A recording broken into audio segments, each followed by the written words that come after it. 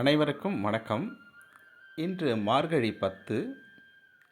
ஆண்டாள் இயற்றிய திருப்பாவையில் 10ஆம் பாடலை பார்ப்போமா?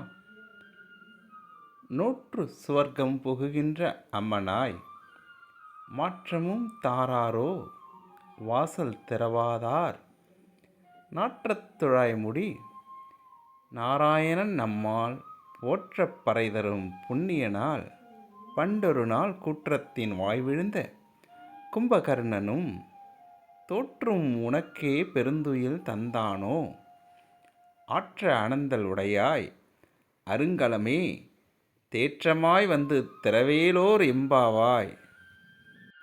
இப்பாடலினுடைய பொருள்: முற்பிறவியில் எம்பெருமான் நாராயணனை எண்ணி நோன்பிருந்ததன் பயனாக இப்பொழுது சொர்க்கம் போல் சுகத்தை அனுபவிக்கின்ற பெண்ணே, உன் இல்லக்கதவை திறக்காவிட்டாலும் பரவாயில்லை, பேசவும் நீ மாட்டாயோ?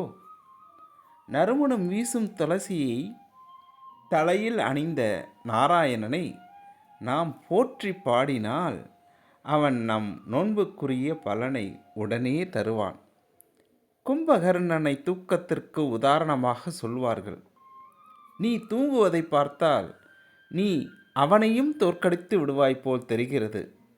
சோம்பல் நிறைந்த பெண்ணே, எந்த தடுமாற்றமும் இல்லாமல் கதவை திறந்து வெளியே வா என்று ஆண்டாள் அனைவரையும் கூப்பிட்டு இறைவனை வணங்குவதற்காக செல்ல வேண்டும் என்று விழைகிறார்.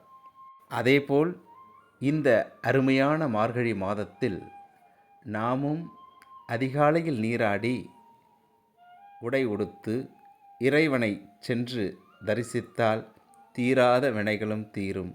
நமக்கு வேண்டிய செல்வங்கள் அனைத்தும் சேரும். நன்றி.